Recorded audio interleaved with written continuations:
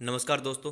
स्वागत है आप सबका आपके अपने चैनल स्टडी विद एचपी स्वामी पर, जहां पर आपको हर दिन के संपादकीय पेज का डिक्टेशन उपलब्ध करवाया जाता है।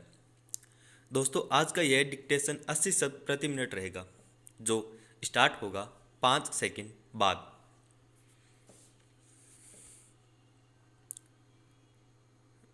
स्टार्ट।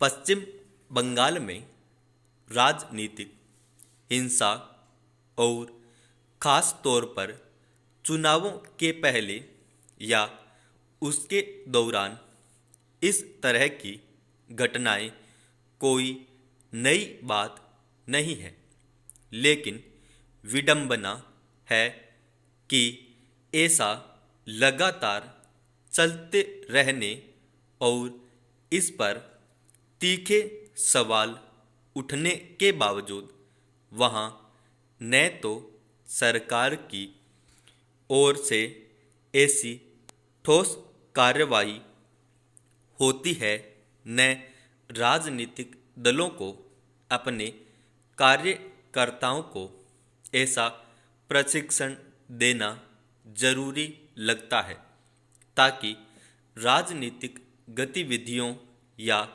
चुनाव प्रक्रिया के दौरान लोकतंत्र अपने मुकम्मल रूप में दिखाई पड़े। आम तौर पर यही होता है कि जिस पार्टी का जिस इलाके में वर्चस्व होता है, उसमें किसी दूसरी पार्टी के नेता चुनाव प्रचार करने आते हैं, तो वहाँ उन्हें कई बार हिंसक हमले का भी सामना करना पड़ता है।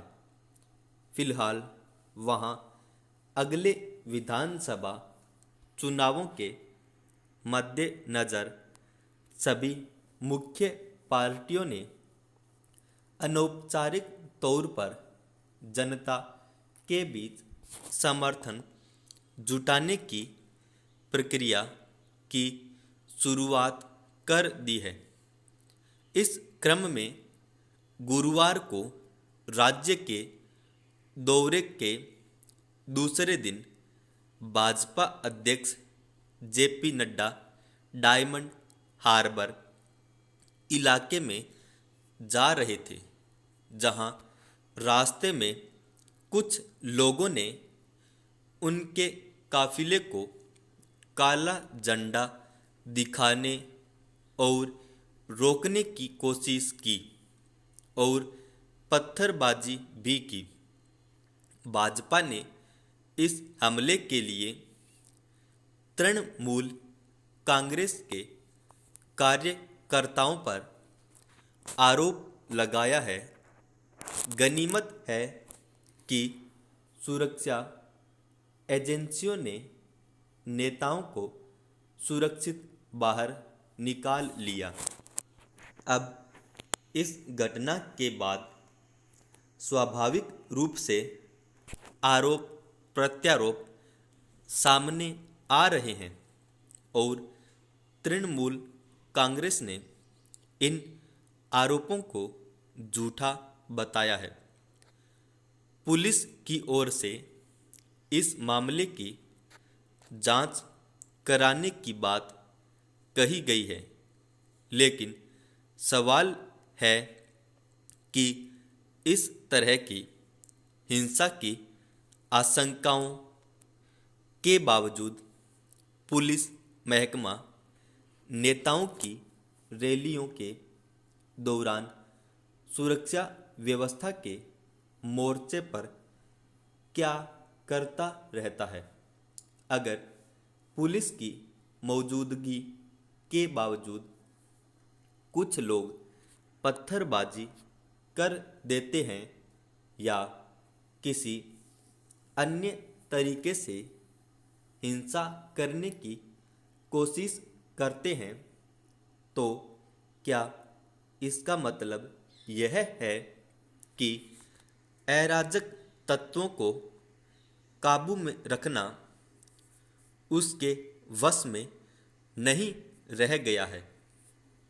भाजपा की ओर से यह आरोप लगाया गया है कि उनके नेता के दौरे के कार्यक्रम के पूर्व घोषित होने के बावजूद पुलिस ने उनकी सुरक्षा व्यवस्था के मामले में ढिलाई बरती।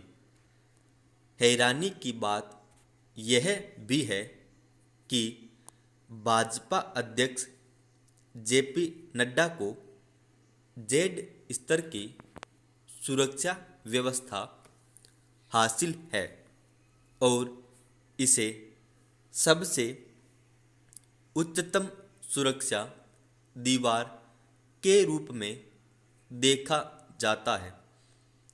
इसके बावजूद अगर कुछ लोग भाजपा अध्यक्ष के वाहन पर पत्थरबाजी करने में सफल हो गए तो निश्चित रूप से इसे सुरक्षा व्यवस्था में एक बड़ी चूक के रूप में देखा जाना चाहिए।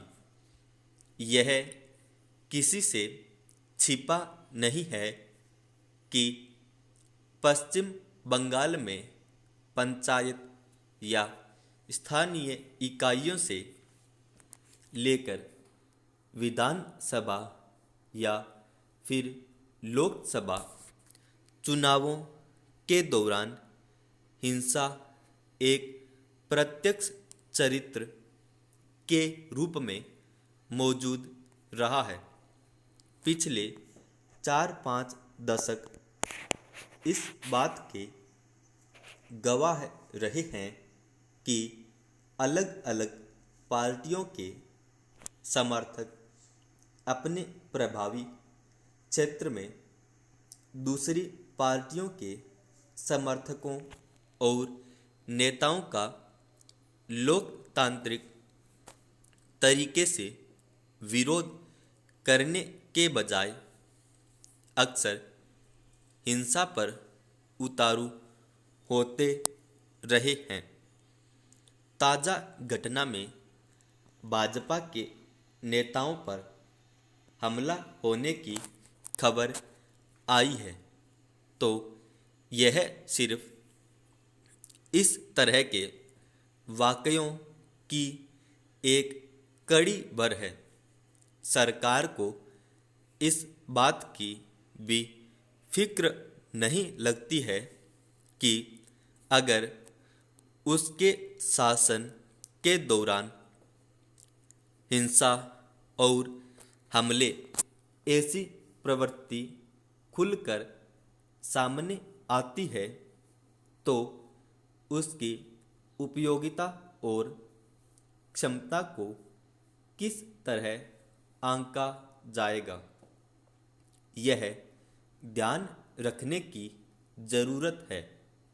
अगर यह प्रवृत्ति बनी रही तो समूची शासन पद्धति और राजनीतिक माहौल में लोकतांत्रिक प्रक्रिया कमजोर होगी और जाहिर है इसका खमियाजा सभी पार्टियों को भुगतना पड़ेगा।